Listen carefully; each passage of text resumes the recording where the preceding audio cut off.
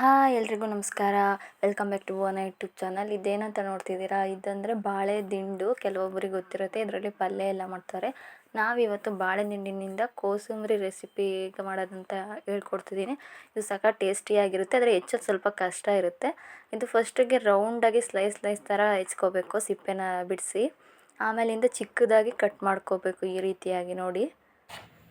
ಚಿಕ್ಕದಾಗಿ ಕಟ್ ಮಾಡಿ ಇಟ್ಕೊಂಡು ಕಡಲೆಬೇಳೆ ಒಂದು 3ರಿಂದ 4 ಸ್ಪೂನ್ನ ಡ್ರೈ ರೋಸ್ಟ್ ಮಾಡ್ಕೋಬೇಕು ವಿತೌಟ್ ಆಯಿಲು. ಈ ರೀತಿಯಾಗಿ ಫ್ರೈ ಮಾಡ್ಕೊಂಡಿದ್ದಾದಮೇಲೆ ಕಡಲೆಬೇಳೆಗೆ ಹುರಿದಿದ್ದ ಕಡಲೆಬೇಳೆಗೆ ನೀರು ಹಾಕಿಡ್ಬೇಕು. ಯಾಕಂದರೆ ಅದು ಸ್ವಲ್ಪ ಗಟ್ಟಿ ಇರುತ್ತಲ್ಲ, ನೆಂತು ಮೆತ್ತಗಾಗುತ್ತೆ, ಕೋಸಂಬರಿಗೆ ಚೆನ್ನಾಗಾಗುತ್ತೆ ಟೇಸ್ಟು. ನೋಡಿ, ನೀರು ಹಾಕ್ತಿದ್ದೀವಿ ಇವಾಗ. ಇದಾಗಿದ ನಂತರ ಬೇಕಾಗಿರೋ ಇಂಗ್ರೀಡಿಯೆಂಟ್ಸು: ಒಂದು ಈರುಳ್ಳಿ, ಒಂದು ನಿಂಬೆಹಣ್ಣು, ಸ್ವಲ್ಪ ಕಾಯಿ ತುರಿ, ಕೊತ್ತಂಬರಿ ಸೊಪ್ಪು, ಹಸಿಮೆಣ್ಸಿಕಾಯಿ ಒಂದೆರಡು, ಕರಿಬೇವು ಸೊಪ್ಪು ಸ್ವಲ್ಪ. ಒಗ್ಗರಣೆಗೆ ಒಂದು 2 ಸ್ಪೂನಷ್ಟು ಆಯಿಲ್ ಹಾಕ್ಕೊಂಡು ಸಾಸಿವೆ ಸಿಡಿಸಿ ನಂತರ ಹೆಚ್ಚಿಟ್ಕೊಂಡಿರೋಂಥ ಹಸಿಮೆಣ್ಸಿಕಾಯಿ ಮತ್ತು ಕರಿಬೇವನ್ನ ಆ್ಯಡ್ ಮಾಡಿ ಸ್ವಲ್ಪ ಫ್ರೈ ಆಗ್ತಿದ್ದಂಗೆ ಈರುಳ್ಳಿ ಕೂಡ ಹಾಕ್ತಿದ್ದೀವಿ.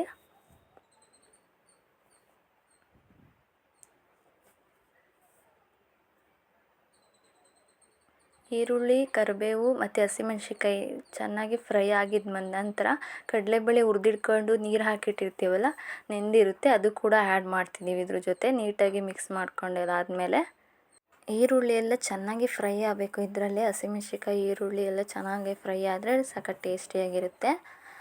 ಆಮೇಲಿಂದ ಹೆಚ್ಚಿಟ್ಕೊಂಡಿರೋಂಥ ಸಣ್ಣದಾಗಿ ಹೆಚ್ಚಿಟ್ಕೊಂಡಿರೋಂಥ ಬಾಳೆ ದಿಂಡನ್ನು ಆ್ಯಡ್ ಮಾಡ್ತಿದ್ದೀವಿ. ನೋಡಿ, ಒಂದು ಬೌಲಷ್ಟಾಗಿದೆ ಇದು ಚಿಕ್ಕದಾಗಿ ಹೆಚ್ಚಿಟ್ಕೊಂಡಿರೋ ಅಂಥದ್ದು. ಇದನ್ನು ಆ್ಯಡ್ ಮಾಡಿ ನೀಟಾಗಿ ಮಿಕ್ಸ್ ಮಾಡ್ಕೋಬೇಕು. ಅದು ಫ್ರೈ ಆಗಬೇಕು ಇದರಲ್ಲೇ ಕೂಡ.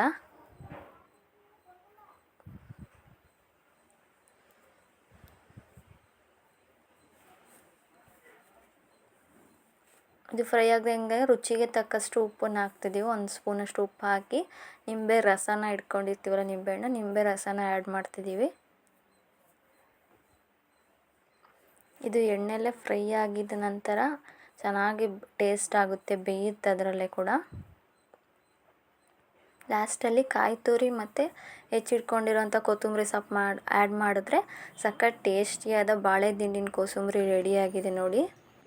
ಈ ಹೆಲ್ದಿಯಾದ ರೆಸಿಪಿ ಎಲ್ರಿಗೂ ಇಷ್ಟ ಆಗಿದೆ ಅಂದ್ಕೊಳ್ತೀನಿ. ಪ್ಲೀಸ್ ನನ್ನ ಚಾನಲ್ನ ಶೇರ್ ಮಾಡಿ, ಸಬ್ಸ್ಕ್ರೈಬ್ ಮಾಡಿ, ಲೈಕ್ ಮಾಡಿ. Thank you for watching.